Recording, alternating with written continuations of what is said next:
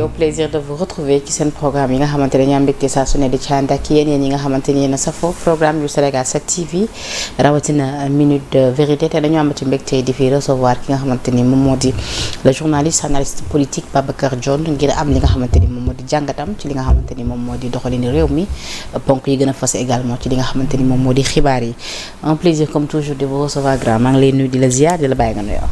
merci Penda amati mbégte ñëw Sénégal 7. oui jàkkaarloo yow. ñu waxtaan si ponk dëkk bi sa dëkk bu bëri coow bi. Penda ñun duñ dem Guinée Bissau. wala Gambie. wala Gambie non Gambie moom sénégalais yàq nañu leen quoi. Gambie sénégalais yàq nañu leen dañuy dem Guinée Bissau mbaa Mauritanie. waaw en attendant coow yi wàññeeku quoi. coow yi bari na de. waaw yow si dëkk bi dafa bëri coow te liggéeyuñu. mais justement coow li lan moo ko war a waral. mais bon dañu am jot. parce que président mi ngi rappelé li nga xamante ni moom moo di urgence yi. jàpp nañu kon c'est-à-dire actuellement ni heure liggéey lañ nekk kon pourquoi coow li war a bari. il suffit pas de parler aussi il suffit également de poser des actes parce que bon Sénégal moom xam nga dañoo bëgg coow gisoo moom médias yi ni ñu bëree léegi site yi moom ku nekk yaa ngi wax quoi ku nekk yaa ngi wax. maintenant réseaux sociaux yi tamit dafa amplifier léegi ku xam yaa ngi wax ku xamul yaa ngi wax maanaam léegi dëkk bi dëkku wax sa xalaat la donc de telle sorte que voilà donc ça va dans tous les sens loolu moom dëgg la ci la bokk quoi et malheureusement comme tu dis on s'intéresse pas à l'essentiel parce que man je crois que Sénégal am na lu bëri yu ñu war a waxee pourtant yow seetlu nga ko quand tu veux inviter quelqu'un boo xam ni peut-être xam-xam lay wax mais il a peur de parler tout à fait ñenn ñi sax dañuy wax ne la doo ñu bëgg ñëw parce que bëgguñu ñëw ñu leen di wax ñu leen di saaga. voilà non parce que loolu tamit. daf nga woon ni pour inviter ko mën na la bokk tamit dañ si bokk loolu daf si bokk te man je crois que bon c'est difficile de le dire mais Pastef a une grande part de responsabilité. Parce que nit ñi moom. ni ngay opposé woo. parce que bon c'est vrai que réseaux sociaux yi dañuy yokk mbir yi parce que ku nekk am nga accès à l'information léegi ku nekk source d'information nga. Alors qu'avant c'était pas ça. Mais nag je crois que un parti politique organisé avec des gens des militants ou sympathisants qui se réclament de ce parti bu dara amee war nañ la mën a woo yamal leen.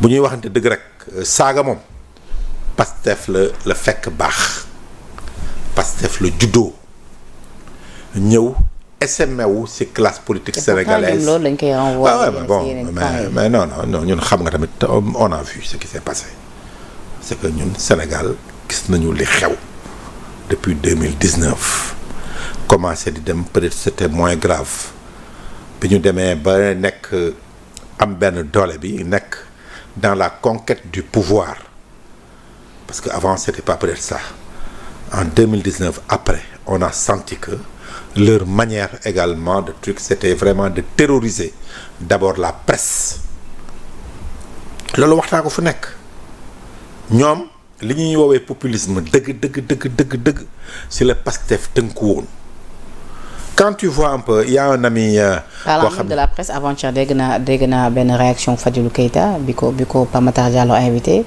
mu ne jàpp na ni sax un parti politique oui war a mën a am li nga xamante ni moom moo di groupe de presse bon oui non ça aussi vraiment dama koy nangu là où je suis pas d'accord avec lui c'est extrêmement grave quand il parle de parti État c'est que groupe de presse moom il y a des presses en Europe France ak fépp yaa vu da nga gis CNN bon c'est vrai que Trump catholique na leen que ni démocrate la ñu ànduñu ak ñoom les républicains am nañu aussi ay Fox News ñu xam ni voilà ñoom ku ci nekk aussi France aussi am na gis aussi tamit humanité un truc de gauche libération de droite yooyu day am loolu vraiment prendre position sur des choses loolu yàgg na am fii Sénégal it yàgg na am des médias de partis politiques le plus connu nit ñi di koy wax sans parler de la gauche temps ànd jëf ak tout ça pour ne pas faire de bêtises xare bi je crois mais soppi du parti démocratique sénégalais loolu yàgg dafay am mais je crois que le danger mooy nga bañ a xam parti bi wala presse bi fan la féete loolu nag il faut le reconnaître bi Ablaye Wade ñëwee ministre yu bëri dañoo créer seeni journaux temps yi journal moo gënoon a xew quoi créer seeni journaux boobu internet demeewul noonu de telle sorte que finalement il y avait, c'est vrai, on peut les citer, le ministre Aliou Sow, Farba Senghor, amoon groupe de presse am Fada Modou Diagne Fada yooyu ñëpp am seen i donc finalement mu nekk loo xamee ni ñoom dañoo am seen place mais avec des ambitions politiques. mais kon dans ce cas-là pourquoi dès le départ ñenn ñi xawoon gis problème ci nii waaw parce que lu ñu bëgg mooy museler la presse pour taxawal seen ay propre groupe de presse yi nga xamante ne day nekk seen ay groupe de presse. mën nañoo taxawal seen groupe de presse pas de problème mais nag jéem a museler presse bi ñëpp a ko gisandoo museler presse boobu ñëpp a ko gisandoo avec des actes concrets bi nga xam ni ñoom dañ ko posé parce que bi nga ñëwee wax naa la un peu ce qui s'est passé avant que ñuy nekk au pouvoir wax ci xaga yi fii amul benn journaliste boo xam ni wax joo xam ni nekk na en contradiction avec Pastef te daanaka porté au plainte wala demuloo truc parce que yow quand il parle de kii 72 heures ak yooyu ñoom ñooy jox ampleur la ñuy def mais les Sénégalais en personne kenn jëlul amul solo si loolu ñuy def pour jël une personne di ko attaquer pendant 72 heures. C'est ce qu'ils font. Personne ne le prend au sérieux. man de non Pape Ngagne xam nga man li ma neexee wax naa la ko Pape Ngagne man ak moom ñoo bokk jikko Pape Ngagne man ak moom ñoo bokk jikko maanaam yow mënoo nekk ci li nga nekk depuis des décennies di liggéey li ngay liggéey ay xale yu ndaw juddu barki démb bëgg a ñoom yaakaar ni le monde a commencé avec eux. te koo ci xool bu amee 30 ans ci la yem alors que yow tu as fait presque 30 ans dans cette profession là il faut que ñu ñoom ñooy tulli ñooy mbalax maanaam ñooy gàññ ñooy fëgg seen dënn ñooy truc. mais nag déplorer le fait que ñu ci dugal maintenant way jur yi. voilà non ça a été toujours le cas parce que xool nu ñuy dénigrer nit ñi. même ñi nga xam ne je citerai pas non dañ ci wax même ñi nga xam ne ñi ngi cité d'autant plus que ñoom dañuy naan tout le temps dañu war a relever le débat.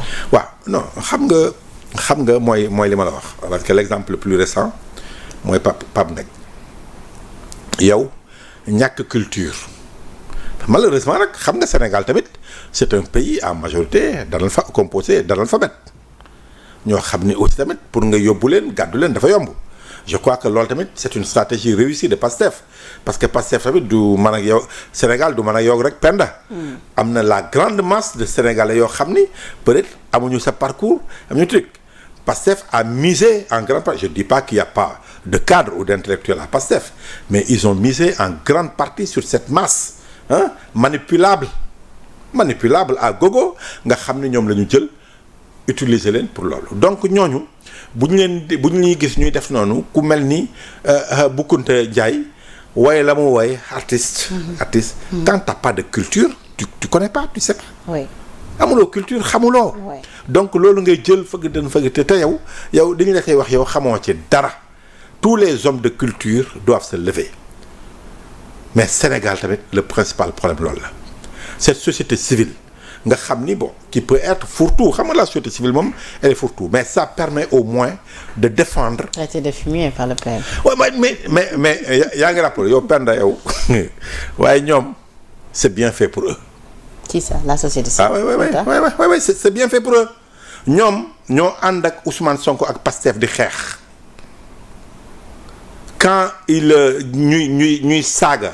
di taal bi ñuy taal université. mais pas ñëpp quand même donc. non la grande majorité non certainement que il traite pas tout le monde de fumier aussi c'est que mais am na une grande partie de la société civile boo xam ni ils ont pris fait et cause pour Ousmane Sonko et Pastef je citais sax leur nom am na ñu bëri sama xarit la ñu woon mais je citais leur nom on se parle plus man sama yoon nekku ci c'est des gens qui s'étaient engagés pour défendre les Sénégalais si seen i mbir seen i. kon lii gisoon nga ko waaw mais yow xoolal Ousmane Sonko a commencé par Barth ñu àndoon ak ñoom rek lay caw mais Barth je regrette yéen a imposé Ousmane Sonko au niveau de Yewwi je l'ai dit à Khalifa Sall toog nañu ma ne ko mais bi ngeen nekkee Yewwi yéen a aménagé place pour Ousmane Sonko jiital ko pendant de nombreuses années même quand vous prenez vos responsabilités génn c'était trop tard. Quand il disait du n'importe quoi Ousmane Sonko dans ses meetings du n'importe quoi dans ses meetings amul benn responsable Yewwi bu ko wokk wax naa ko Khalifa Sall. ma ne ko mu ne ma non c'était privé mais heureusement je peux le dire parce qu'il y avait au moins 2 à 3 personnes këram mu ne ma non li ñuy wax ak li muy wax bu génnee bokkul ma ne ko non mais benn yoon on peut comprendre ngeen ne vous avez briefé tout ça bu ngeen wax mais ñaari yoon ñetti yoon ngeen bàyyi mu dem mais c'est un problème. kon Khalifa li mu bëgg wax foofu mooy en interne. Non il n'était pas d'accord. Oui. En tout cas maintenant qu'ils ne sont plus avec lui ça c'était avant les élections présidentielles il n'était pas d'accord mais boo d'accord da nga koy wax. mënoo nekk ak nit ki yow c'est que lii muy def tegu ko fenn di wax di appeler les gens à manifester avec des mots très durs lu ko neex mu waxee ngeen ba yéen ñi ànd ak moom ngeen bàyyi ko mu dem ba benn moment ngeen génn mais vous l'avez déjà lancé c'était trop tard moo tax nga gis seen ay 1% ak yu kenn xamul c'est eux qui ont mis Ousmane Sonko et Pastef en selle avec bien sûr l'engagement de Pastef yu ñu demee imposé wu en tant que parti d'opposition. Donc cette société civile là bi ñuy taal université di fecc si biir lakk incendie ça mais am na cette société civile il n'avait rien dit par contre bi ñu toogee ne dañuy génne pétition oui avec des journalistes bien sûr après coup on a compris que c'était des journalistes du projet pas du projet du lan projet amul mais bon du projet ok.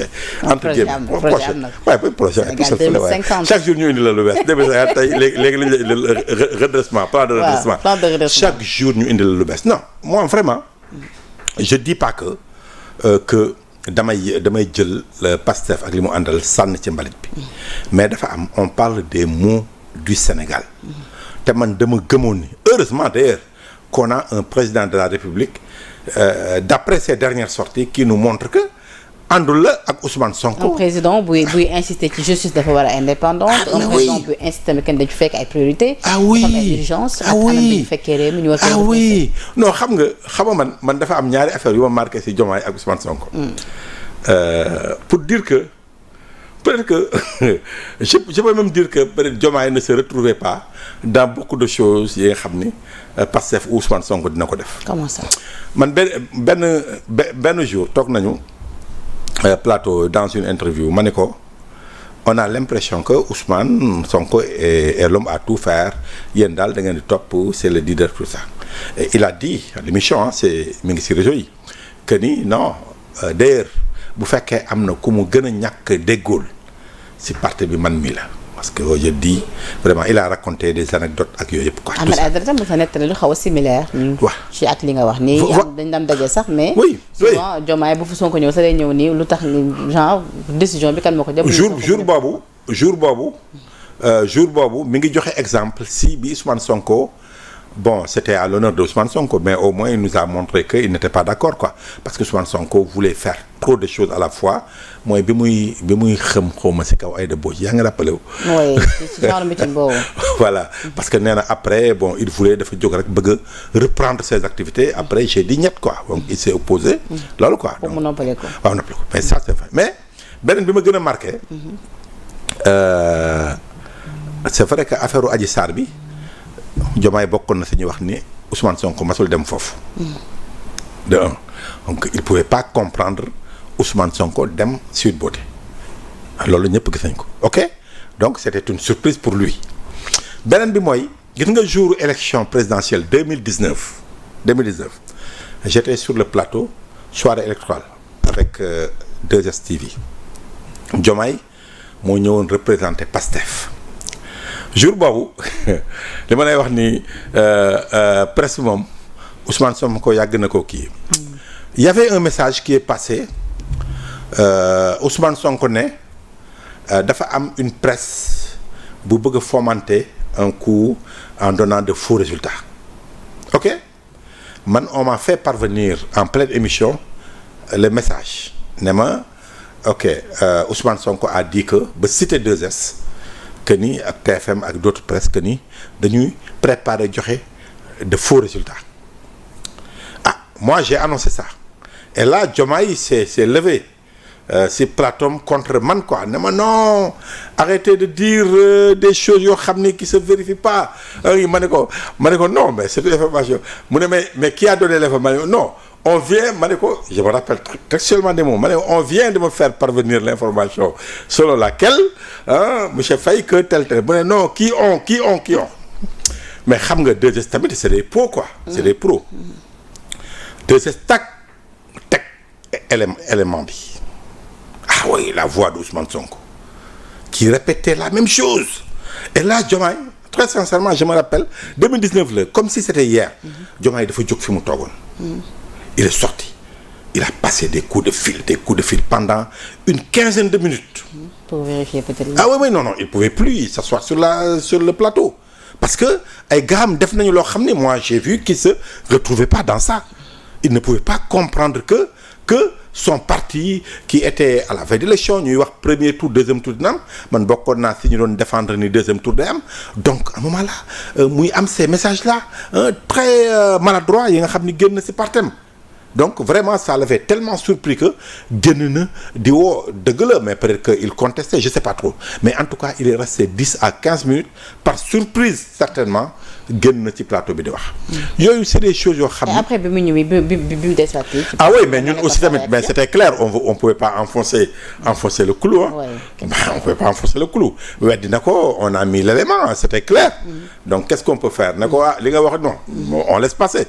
En tout cas c'est l'opinion des Sénégalais qui est importante dans ce genre de choses. Mais comme pour dire quoi que ni actuellement tey bu ñuy wax peut-être malaise au sommet de l'État ñenn ñi jàpp ni c'est parce que ñoom ñaar am na ay points yu nga xamante ne am nañ ci ay divergences yow da ngay jàpp ni. Peut-être lu nu mel avant même ñuy accéder à la présidence. Oui, on pouvait comprendre. C'est-à-dire liberté boobu dafa yàgg a exister ci parti bi. Oui, ouais, pas seulement Ousmane Sonko mais responsable. Mais malheureusement. Ces lois. Ah non, mais malheureusement la liberté peut-être existait na ci ay militants mais malheureusement c'était le point de vue de Ousmane Sonko qui était au devant de la scène. moom la Sénégalais doon dégg moom la Sénégalais doon gis meeting moo doon wax moom la doon xaar conférence de presse moom mooy def point de presse mooy tout donc finalement mais on peut se dire que avec yi ma lay wax nii que ci suuf amoon na quand même des voix discordantes en tout cas comme tout intellectuel comme tout parti politique mais liy génn ñun Sénégalais li ñu gis mooy c'était en tout cas la voix avec eux la voix de Ousmane Sonko qui était imposée en tout cas au niveau de l'opinion. mais su ma ko actualiser. ak fi ñu ci toll nii ak ci jamono bi nga xam ne nga naan malaise au sommet de l'État yow da ngay jàpp ni oui lu war a mën a nekk la parce que yow témoin ngoon ci li nga rappelé nii. ci ni le président Diomaye du temps même de l'opposition souvent bu ñu naan posé acte il était contre da ko daan wane. mais bien sûr loolu c'est fait ak li ci yokk parce que Diomaye Diakhar Faye Bassirou Diomaye Diakhar Faye bokkul ak son excellence.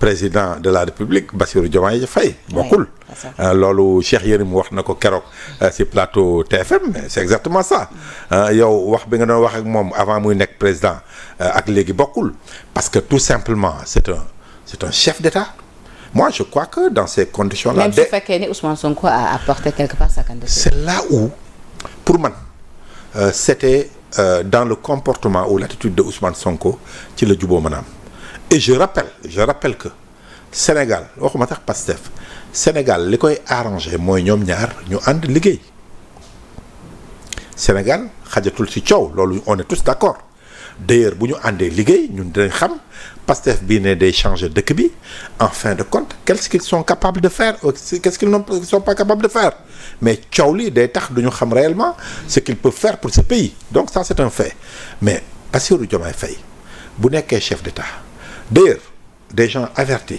comme Aliou Tine dafa ni ne Ousmane Sonko dem Assemblée nationale. Oui. Man j'avais dit que non pour man Ousmane Sonko s'est battu pour que majorité bi nekk ci Pastef donc dafa war dem appliquer la politique de Pastef man loolu laa gëmoon mais certainement que Aliou Tine avait vu venir parce que boo nekkee Premier ministre et on a compris que Ousmane Sonko veut moom nekkul président mais il veut faire comme s'il était président.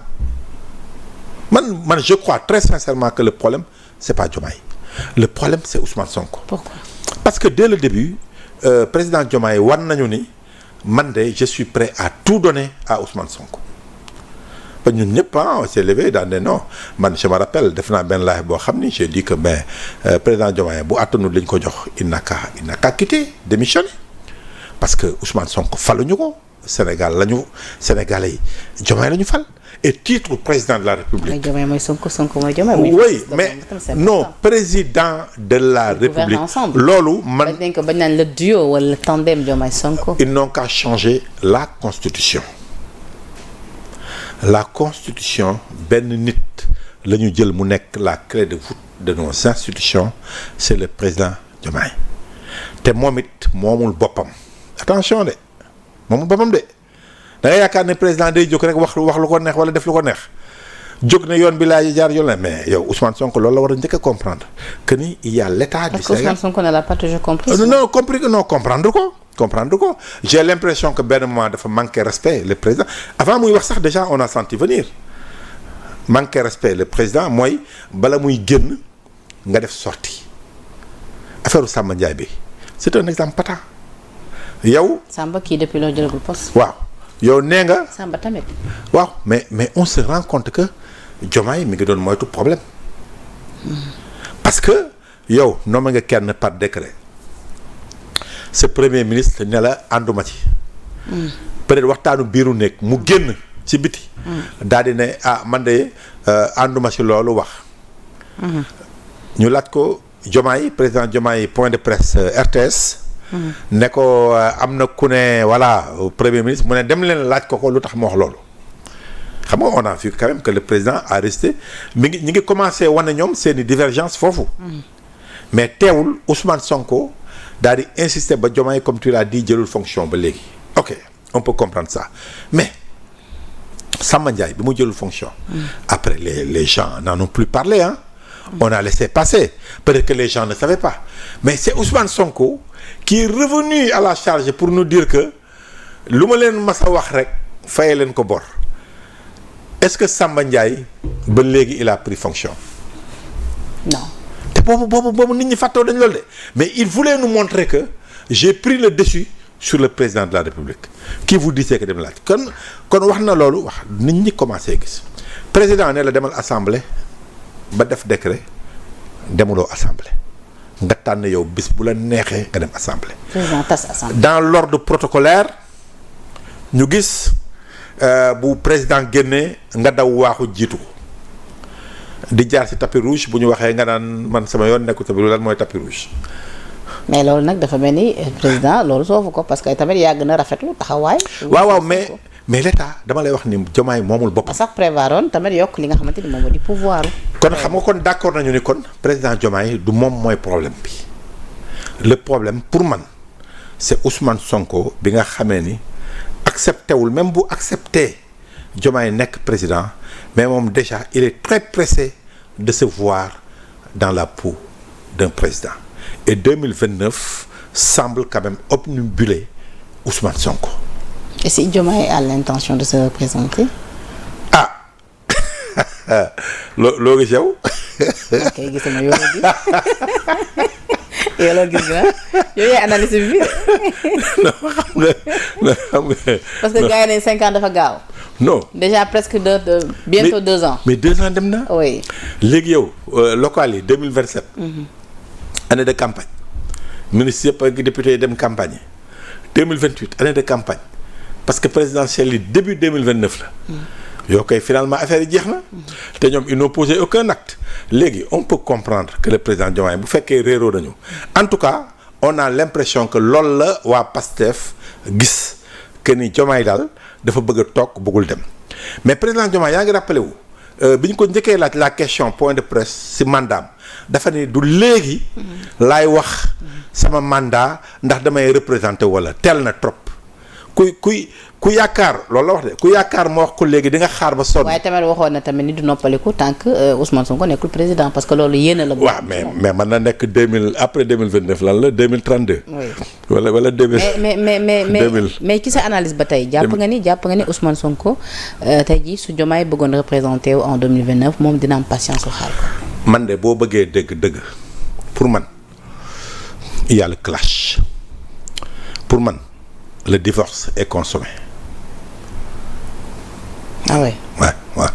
Je crois que c'est assez sérieux fi mu toll et surtout si impact bi bu am ci Sénégal bu juboo amoon bu fekkoon gis nga ni mi ngi ci yoon bi doo déggati Cheikh Thioro Mbacké continuer di attaquer mel ni Diomaye bay laaj un remaniement ministériel boo mel nii dafa mel ni Diomaye daf ci teg tànkam remaniement ministériel kon doo gis Waly Diouf Bodian continuer di attaquer les alliés qui sont dans le gouvernement doo gis également tout ce plan bi ñu def pour discréditer l'image de Diomaye Faye. kon finalement da ngay dëggal tamit wala boog sa gis-gis da nga jàpp ni dafa am clan jamono ji au sein du Pastef. non waaye waxuma non dama ne la kay fi mu nekk nii ñaari pàcc la Pastef. pàccu Diomaye. pàccu Diomaye ak pàccu Ousmane Sonko. pourtant Diomaye mooy Sonko mooy Diomaye. waaye yow bàyyi ma yow slogan wu de creux yooyu benn moment c'était normal parce que boobu Ousmane Sonko ak Pastef tànn nañu Cheikh Tidiane Dièye ak Habib Sy ñu nekk candidat yi nga xam ne ñoo war a représenter Pastef bu Ousmane Sonko nekkul candidat ñu gis on a suivi l'évolution Diomaye ñu bëri à commencer par man xalaatuma woon ni candidature am dina jàll. personne ne le voyait venir. étant en prison d'ailleurs. Ouais. mais teewul affaire bi jàll ñaar ñële ñu kale leen Diomaye bi ñu ko kalee Diomaye candidature am ñëw à la dernière minute ñu bokk it ñi àndoon ak Diomaye parce que Diomaye mi ngi prison dégguñu ko mu wax ñi àndoon ak moom ñu gis ni bi Macky Sall bëggee reporter. élection yi ñoom dañoo bañ te peut-être de bu ñu reporté woon Ousmane Sonko mënoon na am chance bokk. parce que ñu bëree ñu koy wax. bu ñu reporté woon comment il s'appelle pas Amadou Ba avant may ñëw si Macky Sall. c'est ça kii Karim Wade. oui Karim amoon na chance bokk. oui. et wax nañ ma aussi te source boobu gëm naa ko que ni Macky Sall dafa bëggoon a bokkaat. donc report boobu doon na permettre ñett ñooñu dugg en décembre la Macky Sall waxoon report boobu bu amoon mais Macky Sall bu duggoon maanaam Amadou Ba day génn. te Amadou tamit boobu bëgg woon génn. gis nga Amadou Ba il s'est opposé au report. oui. Diomaye it ñi àndoon ak moom ils se sont opposés au report parce que Ousmane Sonko bu ñëwee Diomaye da doon génn. mais élection yooyu. bu ci Macky Sall demoon ak Ousmane Sonko ak Diomaye. day neex de ak Karim Wade non day mais day neex. oui day neex rek mais la loi. kan moo ci waroon sortir vainqueur ak compte tenu de mais nécessairement popularité non mais nécessairement au deuxième tour lañ doon dem. loolu bu amoon nécessairement deuxième tour. te buñ demoon certainement Ousmane Sonko avait quand même de fortes chances. da nga jàpp ni Macky Sall bu demoon moom personnellement élection ak Ousmane Sonko dina ko. non deuxième tour day am non deuxième tour day am. deuxième tour day am. mais je veux dire même bu deuxième tour amoon da nga. non bu deuxième tour amee Macky Sall day ñàkk. non deuxième tour bu amoon day ñàkk. pourtant am na ñu gis ni ñu bëri dañoo maandu woon ci vote yi parce que Macky Sall dem woon ci li nga xamante non logique bi Pastef nekkoon logique boobu moom opposition day gagné quoi. bi mu nekkoon. logique bi opposition waaw bi mu nekkoon parce que nekkatuñ non logique 2024 la woon ak logique bokkul déjà avec. booy assumer le pouvoir xam nga boo yeggee moom à un certain moment du sommet. soit rek maanaam au paroxysme moom da ngay restructuré wu rek. baa nga déstructuré wu. ça veut dire que nga restructuré wu. changé waat paradigme yi. beaucoup de présidents comme même Abdou Diouf avant bu gagné élection lu muy def day tijjeeku. il se crée une nouvelle majorité loolu laay wooye une nouvelle majorité. da ngay woo nga gis mu tijjeeku même bi mu gagné Ablaye Wade en 92 93 ci la jëlee ñoom ñëpp ñu ñëw ñoom Ousmane Ngom ils sont venus après en 98 ak tout ça quoi mais en tout cas à chaque fois da ngay gis des gars de l'opposition ñëw ànd ak moom. Ablaye Wade bi mu gagné également dafa gagné rek nga gis moo yaatal yaa ngi rappelé wu Iba Der Thiam en 2005 a appelé un grand rassemblement au niveau de la place du souvenir ñu ñëw beaucoup de gens de l'opposition ñëw et ils ont dit qu'ils ont une nouvelle majorité ñu ànd ak ñoom loolu mooy restructuration bi ma lay wax pour nga gën a dëgëral sa tànk Macky Sall bi mu ñëwee Benno Bokk Yaakaar ñi ko jàppale woon deuxième tour yëpp dafa ànd ak ñoom defaraat une majorité avec ay opposants yu ñëw ñu naan transhumant ou pas bu ko defee mu restructurer sa majorité dem. malheureusement pour le moment en tout cas j'ai pas vu ça avec Pastef et j'ai l'impression que si yoon boobu la Diomaye di dem yoon boobu Diomaye le président Diomaye en disant que maa ngi tijji sama loxo si toutes les personnes éprises de paix. ñu tàll naa leen sama loxo pour ñu ñëw ànd ak man liggéey. c'est vrai que am na truand yu bëri yu si engouffré yow xam nga ñi may wax quoi. je dis pas truand di tudd ay tur du ma ko def parfois nga xaw a xof c'est important. mais truand yu bëri daw et puis paix quoi loolu je crois que Pastef loolu lay wax ni. mais à ce rythme là léegi fan lañ leen war a mën a séntu parce que ñoom nee nañu divorce amul duo bi tey lañ gën a soudé wu. rupture rek. après ça gis nañ président di effectuer voyage le PM dem gunge ko gis nañ tamit conseil des ministres yi ñu ngi fay toogandoo. cadre yi ñi ngi dem ci plateau yi ñi ngi défendre li nga xamante ni moom mooy seen gis-gis ñeen ñi ngi defaan Diomaye ñeen tamit jàpp nañ ba tey problème amul keroog bi ñuy fait célébrer anniversaire Ousmane Sonko gis nañ ay militants yu dem ci buntu Ousmane Sonko comme pour alerter également wax ni ñoom c'est-à-dire ñoom yëf yi Sonko la. waaw ñi ngi défendre non Ousmane Sonko mooy leader du Pastef loolu kenn du ko dindi Ousmane Sonko. moom le projet en tant que tel moo ko porté moom sax wax na ko. mais xam nga affaire yi nag bala muy neex nag ñu waxal la ko. responsabilité moo tax moom mu jàpp ni ku nekk da nga war a doxal yoon. mais bala muy neex ñu waxal la ko xam nga affaire yi moom yow li ngay def nga ko ba nekk nga majorité à l'Assemblée nationale mais affaire u parti état boobu mu bëgg a dawal loolu c'est une erreur très grave. moo tax ma lay wax léegi Fadilou Keita war na demander waat conseil wala mu jàngat parti état benn parti war ko assumer un parti au pouvoir loolu kay say opposant ñoo la koy jiiñ ngay bañ waaye Fadilou Keita bu amoon xam-xam du bind naan le parti état di woowee Pastef parti état loolu ñàkk jàng ñàkk xam-xam moo tax mu koy assumer parce que gis nga dans les années 90 booy liiraat les communiqués yi nga xam ne surtout les partis de gauche génn nañ ko si PS wax sax le régime PS UPS yooyu ànd jëf ak yooyu la lañ doon wax di woowee le parti état liir laat leen tous les communiqués de ànd jëf LD PIT wooy gauche le pôle de gauche le parti état PS ñoom dañ loolu xas la ne la yow da nga jël sa parti nga def ko état maanaam ni parti bi di fonctionner nga bëgg a jël état bi fonctionner noonu boo nekkul responsable lu parti socialiste doo am poste de responsabilité le parti prime sur la patrie moo tax Macky Sall nga déggoon mu naan la patrie avant le parti même bu ko respecté wul on peut le dire ici mais loolu ça veut dire que amul benn parti politique buy assumer que ni man je suis un parti état bi ma juddoo ba léegi si Fadilou Keita rek laa gis mu assumer ko loolu ñàkk xam-xam weesuwul loolu parce que yow yaa ngi ñuy bëgg a wan ni aujourd'hui même bu fekkee da ngeen ko bëgg a def parce que vous avez des élans de dictature et tout ça mais loolu bu leen ko wax ne bu leen ko suuf mais boo demee ba wax ko nag il y a un problème léegi moo tax ma ni le danger c'est que Pastef aujourd'hui parce que tout simplement c'est pour jàppale Ousmane Sonko n'a pas de place dans si institution bi nga xamee ni en tout cas dans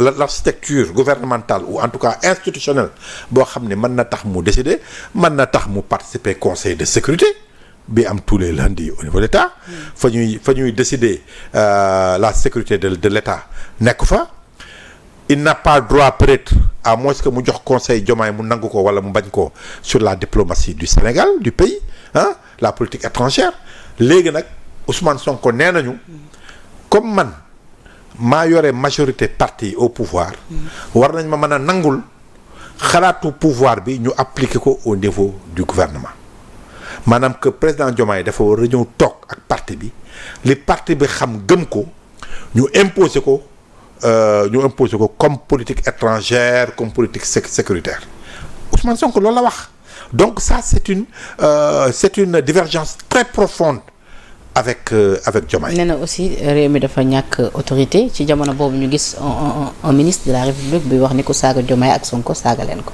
waaw mais autorité fa la commencé. noo gisee la mais je veux dire xam nga tamit man xam nga ñoom ñi ngi tontonte seen bopp xam nga Birame Souleye aussi je le respecte parce que ministre la mais je crois que moom moo war a respecter boppam parce que yow boo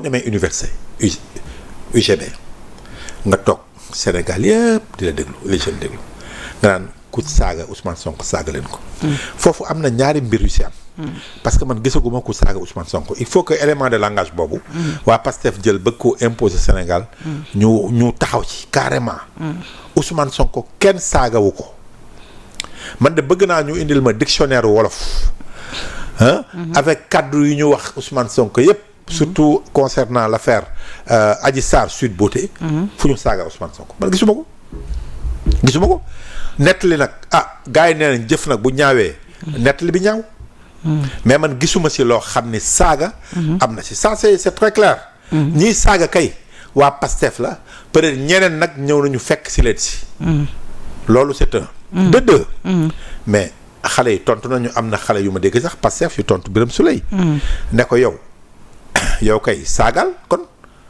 comme yow bëgg nga noonu Ousmane Sonko ba taxawaloon la sax ngay jooy si meetingu Pastef di jooyal Ousmane Sonko yow kay au lieu nga leen saagal leen Ousmane Sonko yow neel man de ku saaga Ousmane Sonko man dinaa la saaga pourquoi waxoo loolu yow yaa ngi jombal sa bopp saaga di woo xale yi pour ñu saaga à la place yow ministre bi yaay wax saaga leen. pourquoi ci régime bi wala boog ci gouvernement bi ñu gis souvent ay ministres yu nga xamante ni dañuy génn di wax def sortie yu nga xamante ni yu doy waar souvent.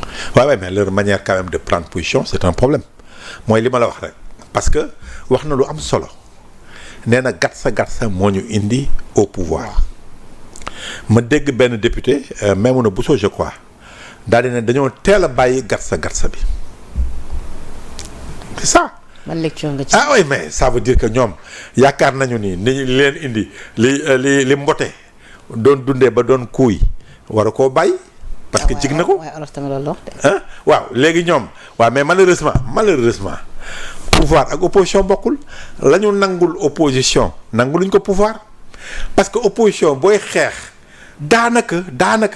tous les moyens sont permis pour xeex. daanaka nee nañ ñoom ñi ñu jàkkaarloo duñu waaw opposition. yow nee nga amoo opposition. oui kon kay lan moo fi jar ay saaga tout ça ça veut dire quoi opposition dafa am opposition façon opposition bu nekk. même si ku mel ni opposition ab front. opposition ba Pastef doon def Barth génnam bi am na importance te dinaa la ci wax lan la malgré quelques limites. Opposition ba amoon en 88 93 ba maître Babacar Seye daal ci ñàkk bakkanam muy am ay voitures piégées opposition boobu heure boobu la gëj a am cette opposition là defu ko ak Ablaye Wade ba ni muy jógee au pouvoir en 2012 bi ñii ñëwaatee la ñu indi méthode boobu ci la ñu taalee ay kër ci la ñu lakkee université ci la ñu taal bus ay xale daal ciy dee. si biir opposition boobu la ñu dund loolu Sénégal kon ça veut dire que ñoom loolu def nañ ko en tant qu'opposant mais nag boo nekkee au pouvoir moo tax ñu naan la les limites du populisme c'est l'exercice du pouvoir depuis qu'ils sont au pouvoir nag xaaruñu si ñoom ay saaga ay tontu mooy qu'ils posent le véritable man li ma xamoon nag dëgg-dëgg li ma xamoon mooy ay nit bu ñu leen falee ñoom ñooy indi le véritable débat sur la scène politique. nit ñi sax dañuy wax leneen sax da ngay dégg man Macky Sall doon naa ko dégg Ablaye Wade doon na ko xase ay nitam naan leen yéen ñu def li ñuy def vous n'êtes même pas capable de rendre visible ce qu'on a fait loolu la Ablaye Wade doon xase waa PDS loolu la Macky Sall doon xase waa APR wax leen si man li ma fi def waaye yow nga nekk au pouvoir yow au lieu nga ni wax leen man ci li may def waaye nag saaga leen xaste leen ça veut dire que yow coow boobu peut-être moo la arrangé pour Sénégalais yi nëbb bët ci li nga deful nag moo ëpp li nga def kon loolu c'est très important moo tax dama ne Birame Souleye na gën a xoolaat boppam li muy wax parce que moom aussi na xam ne ministre la te Ousmane Sonko gënu ko Ousmane Sonko da nga ko jiital en tant que sa leader mën nga ànd ak moom sax xeex contre Diomaye bu la neexee waaye nag yow cadre nga inspecteur des impôts et domaines nga donc yow toll nga un niveau boo xam ni da nga bokk ci crème sénégalaise kon booy wax war nga xoolaat bu baax li ngay wax. en tant que ministre. si la sortie de Barth rapidement sa jàngat. Barth moi je crois que génn bi sur la forme am na solo parce que il y a un vide boo xam ne Barth foofu la dugg parce que Sénégal dafa bëri léegi ay mboqat ay tapet ay ragal ñëpp waaf Badara Gadiaga dafa daan rëpp. ñëpp a rëpp. am na ay opposants yoo xamante ni moom. waaf déggatu leen de. non dañu waaf. boo leen di woo ci plateau yi sax ñu ne non société civile dañ leen di may temps quoi pour ñu. société civile ak truc waaf. Barth s'est dit à un moment je peux pas. de un c'est sa nature. manul toog loolu def na ko il l'a dit hier depuis de nombreuses années depuis 25 ans loolu rek la xam kon moom du tey lay jékki-jékki arrêté kon bu toogee Sénégal am un vide Ousmane Sonko di traité société civile de fumier nga gis même ñi ci tontu di raay di kii tout ça il n'ose pas parler wane ñoom que ni ñoom dañoo ragal te ñoom wax naa ko fi sa plateau c'était ñoom ñoo jàppale woon Ousmane Sonko mu nekk une société civile pro-Pastef de l'opposition. moom tamit Anta Babacar waxoon na ko l'opposition n'a rien de résiduel.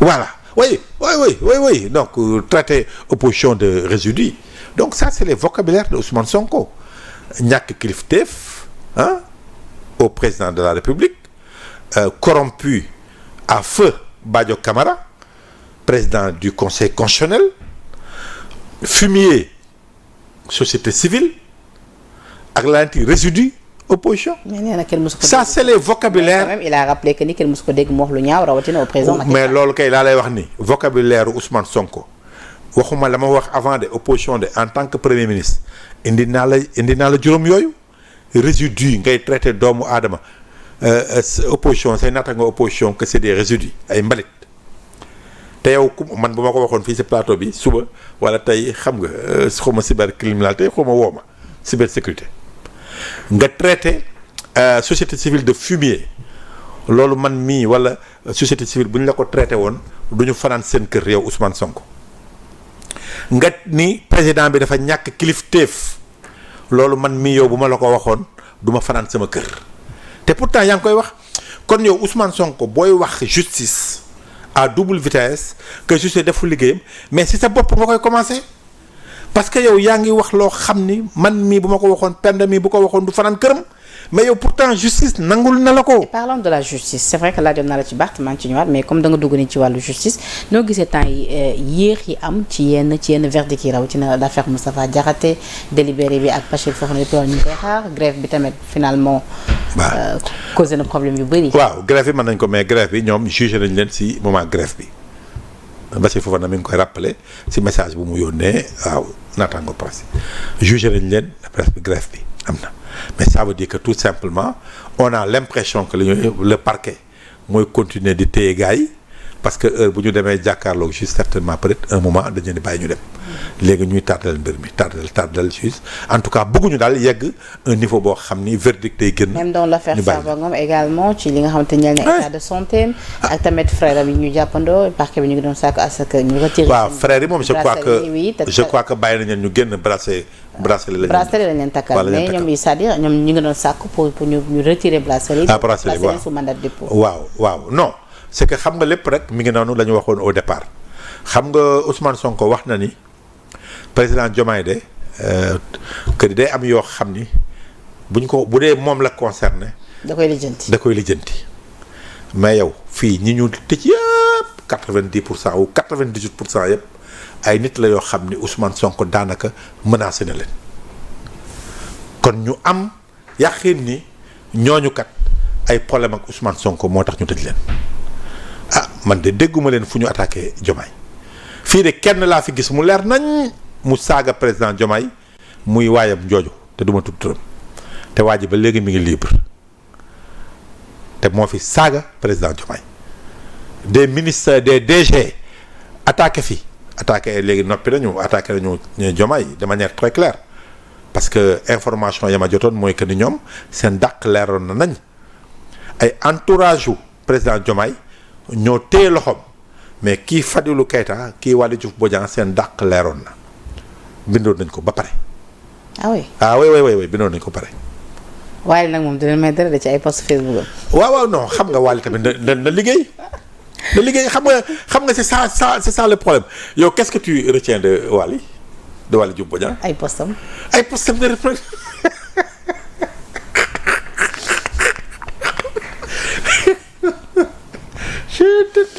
c'est vrai ay postam laa retenir. mais moom nga retenir. waaw mais Waly Diouf Bodiang le port autonome de Dakar yow nga waroon nekk en un moment boo xam ne yow l'économie du Sénégal daanaka ci yow la porté parce que luy dugg ci Sénégal ci yow lay jaar luy génn ci yow lay jaar. yow say poste lañ la xàmmee xuloo guddi xuloo bëccëg léegi nag am na xuloo ba amul ñu mu xuloo léegi mi ngi attaqué alliés yi. mais su remaniement amoon ku mel ni Waly am na ñu naan Waly ak xadaram moom la ñu war a jox intérieur. kan moo ko koy jox Diomaye wala Sonko. Sonko mooy Diomaye man loolu laa gëm ba. waaw non xam nga man pour man dama gis ni le clash est imminent. mais justement ci wàllum ne loo jàpp ni moo war a bloqué depuis le remaniement bi ñenn ñi doon xaar depuis loolu. Moi j'ai l'impression que Ousmane Sonko moo ko bëgg mais Diomaye bëgg ko. pourquoi Diomaye waragu ko bëgg. Ouais, non parce que Sonko veut imposer Pastef au pouvoir. mais loolu nag ñu bëri loolu lañ def dañu bëri. waaw mais attends mais imposer à quelle fin. jàpp nit ñi tëj nit ñi wax dañoo war a noppi man de laa dégg mu wax man de dégguma Ousmane Sonko daal di ne man daal toog nañu ma ni léegi chemin de fer Tamba bi dañoo war a gaaw def ko Diomaye empêché ma def ko dégguma Ousmane Sonko daal di ne dama bëgg une politique de jeunesse pour le Sénégal parce que jeunes yi ñoo fi ëpp 75%. Diomaye tere ba ko man de dégguma mu wax loolu ce qui reproche à Diomaye mooy lan wax ji yëpp Diomaye mën na ko arrêté bu bëggee nu mu koy arrêté jàpp ñëpp tëj ci kaso loolu laa gis loolu président Diomaye dina ko nangu parce que dès lors qu'il est président de la République mooy le changement bi ma la wax de manière très claire bi Diomaye am léegi. D'accord. parce que yow boo xësee ba yoree président. billaay président maanaam Sénégal. moo lay gën a intéressé lépp. rapidement sa gis-gis sorti Barth tuuti ma si ñàkk waxtu bi jeex. non Barth très sincèrement. génn bi mooy le vide. bi ma la gis ci opposition. ñëpp waa faragal. Barth heureusement pour man heureusement que Sénégal am ku mel ni Barth mu génn. wax mais yow presse bi lu ñu ko tegul est-ce que dégg nga kenn ku jóg aujourd'hui xeex pour la presse alors que il a suffi que ñu tëjoon benn journaliste te le journaliste faisait des choses graves disait des choses graves. presse yëpp jóg correct jóg ay cap jóg anañu léegi correct bi nga xamee ni que daanaka ñoo àndoon ak sax le ministre le ministre de la communication ñu def leen def ànd ak ñoom nekk complice des mesures prises anañu 14 mois sans dara ñu ngi nii dañoo obligé tëj seen i bunt carte nationale de presse ba léegi mënuñu ko génne parce que état bi joxu leen dara état bi ku ne newul dafa bëgg a naqatal en tout cas daaneel presse bi ba dootul exister waxu la dara. kon de telle sorte que c'est important que ku mel ni Barth wax te démb bi mu waxee mais waxal na presse bi. mais nee na bu mu waxtaanee ak ku mel ni Badara Gadiaga moo ko conseil pour mu bàyyi coalition bi te def plutôt à front. waaw wane na ni moom ak Badara am na lu ñu séq loo xam ne aussi c'est tout à fait normal comme man ni ma ko amee ni ma mais je crois que si communication bi errement la. errement bi mooy que ni yow gisante nga ak Badara Gadiaga wax na la jox na la idée ne la def ko front booy wax neel waaw dinaa ci waxtaan ak samay nit après nga donner l'impression au moins que yow Barthélémy tu n'es pas seul dans cette affaire là am nga ay nit yoo àndal di liggéey waaye changer rek coalition nga def ko front nga ne ko waaw dinaa ko def kon ça veut dire que yow yaay buum mi c'est vrai que c'est le problème qu'on a avec nos partis politiques mais je crois que Barthélémy waroon na au moins def semblant que ni kat am na ay nit yu mu àndal bi ñuy wax coalition Sénégal bi ñu bokk daf sa ànd ak ay nit bu koy changer aussi des démarches yi ñooy waxtaan ak ñoom. Barth bu continuer ci lancé bi jàpp nga ni mun na am dara. oui mais bien sûr parce que moom ak ay moromam lañu. ñoo ko seet il va falloir que mu am yu ci jubbanti.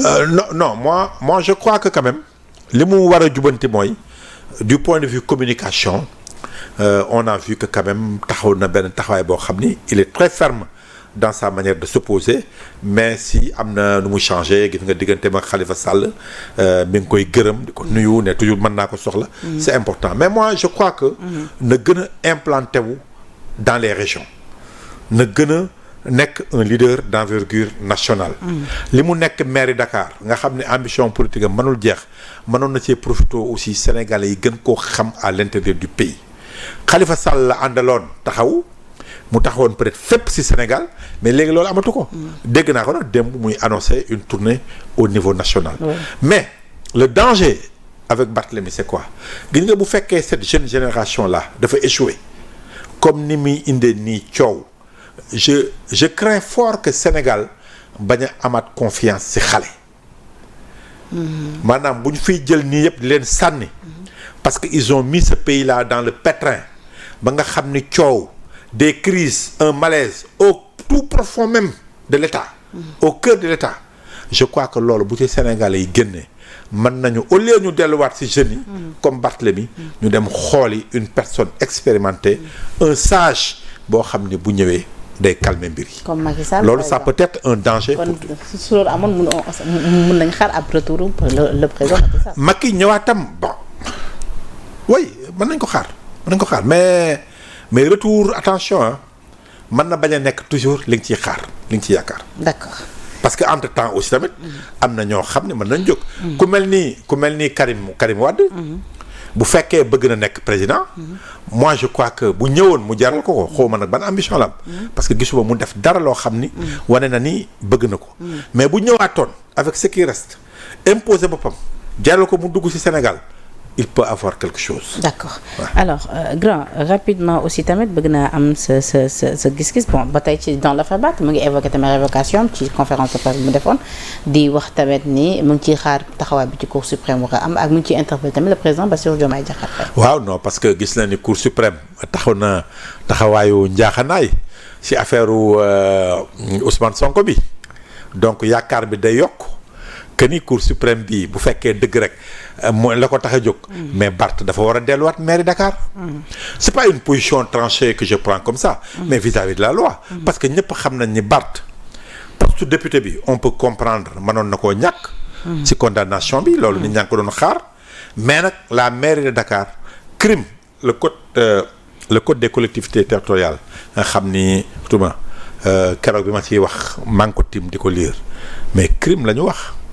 alors que Barth liñ ko condamné dañ ko jëlee crime indi ko délit donc aucunement Barthélemy loolu warlu mën a tax mu ñàkk poste député maire Dakar aucunement donc il a raison de dire que mais Cour suprême loolu moom Cour suprême moom bu ci taxawee de manière claire et nette Barthélemy dañ ko war a delloowaat maire Dakar. d'accord te loolu nag c'est pas pour ànd ak moom ma tax ko mais lii loi bind texte yi bind loolu laa wax. alors ba tey ci wàllu agenda ci conseil des ministres président mu ngi xamle ni dina amal ab visite de travail foofee ci Togo ni ki ëllëg yem ak ñaar fukki fan ak juróom ci weeru juillet bi ñu nekk ginnaaw ab invitation bu jógee ci président président du conseil des ministres di Faure Eyadema bu jógee ci loolu nag le samedi 26 juillet dina dem foofee ca Monrovia ngir célébrer li nga xamante ni moo di fête nationale bu Libéria ginnaaw ab invitation.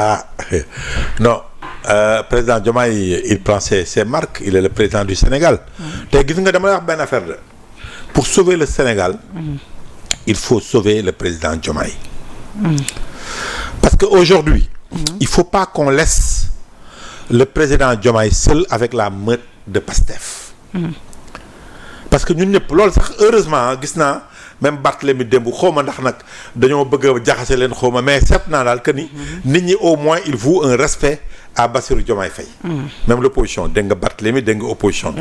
l'opposition nag loolooy waru gara maanaam défendre notre institution qu'est le président de la République ou en tout cas la présidente de la République.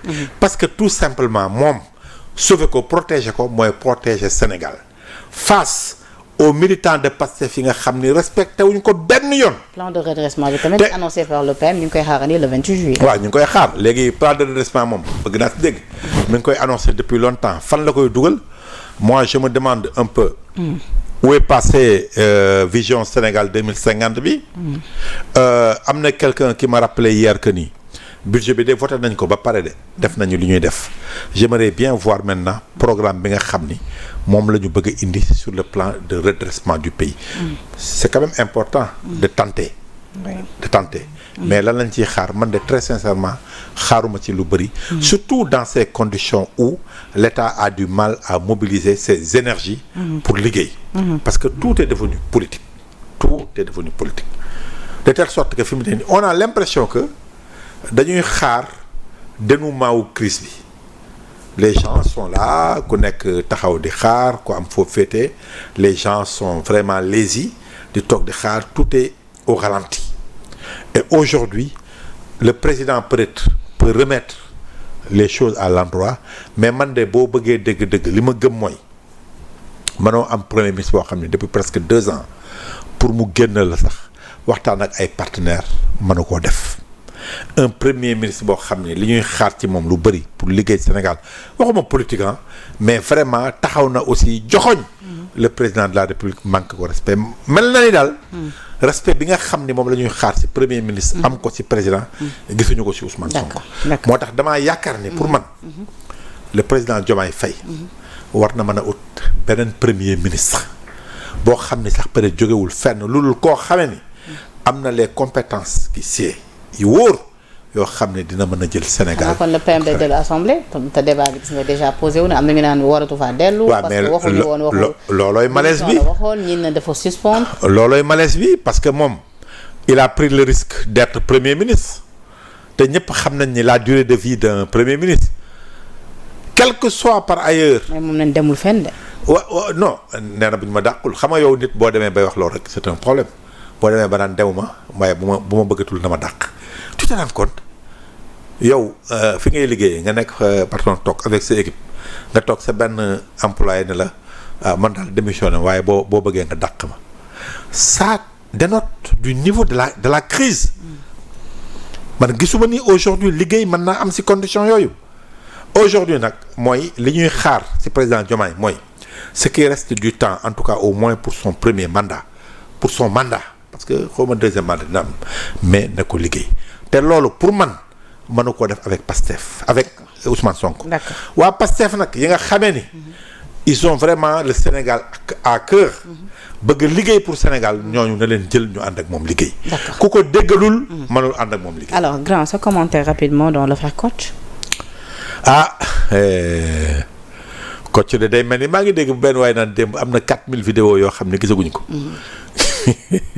waaw mais nag je crois que quand même. tamit mu ngi multiplier wu ci kawam. victime yi ku ci nekk maa ngi dégg rek Mbacco Ndiaye que ni dafa constituer. oui partie civile quoi. oui ouais, moi je crois que quand même ça c'est des choses extrêmement graves. Oui. et sax on s'inquiète du temps bi nga xam ni depuis 2018 ngoo xam ni saa waay jàppuñu ko. mu def lu nekk tas ay famille def li muy def tu vois benn nit rek toog pour lan alalu bakkenam parce que alal la ko taxoon a jóg defu ko par plaisir wala même un justicier xam ne waaye yéen jaarale dem non quelqu'un qui voulait gagner de l'argent avec ça moi je crois que loolu dañ ko war a régler et puis surtout nag veiller à ce que yii bañ a amati parce que bu demee nii rek gars yu bëri ils vont faire attention avant jël nit di ko chantage si affaire yoo xam ni dans sa vie privée ouais je crois que la police est en train de faire en tout cas un travail intéressant mais du moom rek y en a plein yoo xam ni parce que ñu bëri malheureusement bu leen dalee du ñu wax parce que am nga gàcce ñu lay chantage nga koy wax. le dossier Fulbert Sambou tamit ñu ne ubbi waat nañ ko am na ay thèmes yoo xam ne ñu ngi leen ciy dégluwaat. ban noonu. Fulbert Sambou. oui dégg naa oui mais c'est important je crois que tout simplement man je fais vraiment confiance à la justice sénégalaise. très sincèrement donc de telle sorte que tant que ñu ngi koy réglé wuñu ko si ay mbedd si ay xeex ay taal ay oto rek c'est intéressant. d'accord mais nag qu'on commente pas trop. du ko dugal ci politique nañu bàyyi la justice faire son travail ñun li ñu war ñu liggéey quoi. sa commentaire tamit ci li nga xamante ni tey dafa defee la chronique muy un corps sans vie bu ñu retrouver ni ki démb foofee ci ab teen bu nekk ca village bu Genduf ca Bambilor ñu ne ab sëriñu daara la bu tudd Serigne Issa Touré moom ñu ne depuis le 3 juin dernier si lañ ko porté woon disparu ginnaaw bañ ko amee ay tuuma yu ñu tegoon ci kawam pour détournement de mineur acte contre nature et viol contre ses disciples. oui waaw loolu moom histoire boobu waaw non c'est vrai que xam nga suicide moom c'est toujours quelque chose de regrettable surtout koo xam ne dañ ne la borom daara la mais li mu bëgg a wax mooy que ni je dis pas j'ai pas connaissance que ni moom moo ko def wala defu ko liñ koy jiiñ est-ce qu'il a été jugé non waaw donc parce que ñu ne il était porté disparu. waaw donc xam nga jiiñ bi tamit mën nga ko gisee ñaari mbir xam nga rumeur moom dafa graw bu fekkee dañoo teg gor loo xam ne aussi jiñ ko te defu ko loolu mën na dem ba nga xam ne gàcce googu mën na ko pousser ci loolu bu fekkee aussi tamit loo xam ni moom moo ko def la loolu it mën na ko pousser ci loolu moo tax je crois que mais essentiellement damay ñëwaat ci daara yi te je crois que aujourd'hui gouvernement bi am na lu mu ciy wax. te waxoon nañ ko depuis ay années ñi ngi koy wax. loolu il faut que ñu gën see taxaw. il nga condition yi nga xam ni moom la xale yi di nekk ci daara yi gis nañu sax yu ci bëri am na étranger yu ci rax dëgg la mais surtout que ñi nga xam ne dañoo jóge ci àll bi jël sa doom bas âge 3 ans 4 ans mu fer rek nga sànni ko Dakar parce que fii la gars yi di gën a saraxe. ngeen leen fii bàyyi leen ñu nekk ci ay kër yoo xam ne tabax yoo xam ne dafa yàqu. walla parewul nga dugal fa ay xale ñu farandoo sans. déjà hygiène amu ci. en plus également xamuloo yan condition ki nga ko dénk kan la. parce que jàngale aussi dafa am lu mu laaj. pédagogie bi laaj pour maître coranique bi am ko. est-ce que jàng alxuraan wala jàng arabe aussi est-ce que tu es prêt à pouvoir enseigner loolu je crois que état xale yi non vraiment Penda xale yi il faut ñu gën see taxaw. jeunes yi c'est vrai jeunes yi moom ay liggéey la formation ak yooyu mais xale yu ndaw tout tànk yi mais ni ñuy taxawaalew ci mbedd yi. mais loolu tamit maître coranique yi daara yi sëñ yi dañ cee war a taxaw parce que il faut pas que ñu xalaat ne toujours bu ñu waxee rek dañ leen di ñàkkal fayda dañ leen di bëgg a xeex en comparaison à l'école française non moi je crois que ñoom aussi war nañoo mën a bañ ay nit ay brebis galeuses dugg ci daara yi di ko yàq. c'est important. waaw on a vraiment même Macky Sall juste avant muy dem kii waat nañu daara yi mais nañu toog xam ñan la ñoo nekk ci daara yi ñan ñoo ci nekk. am na solo bu fekkee c'est des gens qui sont pas capables de gérer ces daara là. mais nañ leen dindi ci métier bi. jërëjëf sama grand Babacar Dione c'est toujours un plaisir grand di la recevoir. di la sant ci wuy si bi. non ñoo ko bokk yow xam nga yow loo soxla dañ ciy taxaw. oui. parce que c'est émission aussi Sénégal bëgg nañ ko war naa nag ci am na yooyu préparé mais maa ngi xaar boobu. waaw non ba xaar boobu mais. ba am ci mais bëggoon naa dal profito. loolu laa waroon njëkkee jaale. mbokku 2S déjà. ak famille yu jabaru. Jibi Diallo. oui Jibi 2S cadreur la woon. man nekkoon sama xarit bu baax. vraiment sama rakk bu baax a baax boo xamee ni. vraiment moom daf ma ñeme woon daal. daf ma ñeme woon. ñu ànd def reportage yu bëri. mu wan ci fula bu mat sëkk comme ni mu doon liggéeyee 2S TV. kooku vraiment. keroog bi ma déggee dëj bi lu ma métti la woo naa nag Abdoul Ndiaye. di ko directement jaale ko mu nekk DG 2S TV. di ko jaale madame Ndiaye madame Ndiaye également madame Ndiaye. di ko jaale El Hadj Ndiaye El Hadj Ibrahima Ndiaye di ko jaale waa 2S yëpp. parce que xale la. jeune la am soxna am ay tout tànk yàlla jële ko ci nii vraiment di ñaan nag fa mu dem na ko gënal fuuf fi mu jóge yàlla na ko yàlla xaare àjjana firdaws ba vraiment njabootam aussi yàlla may leen xolu muñ ñu la koy jàll aussi bu baax a baax nit ki moom boo liggéey ak moom mu génn àdduna seede yi rek yi nga xam ci moom rek nga mën a seede ci moom donc ñu ngi la koy jàllaat. merci beaucoup Sénégal 7 tamit jël njaalam teg ko sama loxo ñu la koy jox di ko jàll itam El Hadj Ndiaye ak en tout cas ñi nekk ci liggéey foofee ci 2STV gépp donc tey ñaan suuf oyof toll ci kaw moom Jibi Ndiaye donc di la remercier Jibi Diallo plutôt di la remercier ci wuy si bi grand yow mbégte la saa su ne di la dalal fii suñu ay plateau bu la ko sa jot maye di la ci sant bu wér a wér di remercier la régie tuuti moo nekkoon ci machine bi yenn sax fa suñu ay programme la rédaction de Sénégal 7 di leen jox dig daje incha allah ci yeneen di plateau jërë ngeen jëf